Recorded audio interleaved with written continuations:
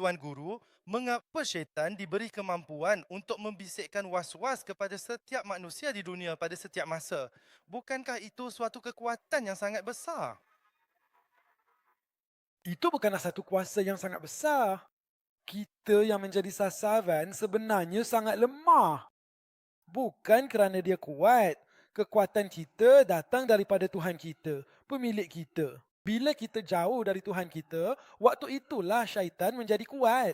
Jika kita berlindung kepada Tuhan kita, syaitan, yakinlah akan perkara ini.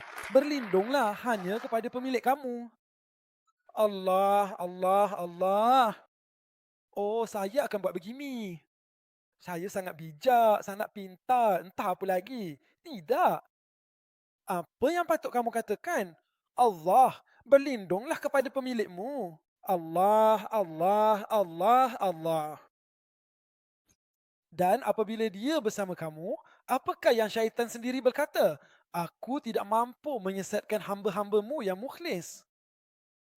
Katanya, semudah itu, semudah dan semudahnya. Semoga Allah meridai anda.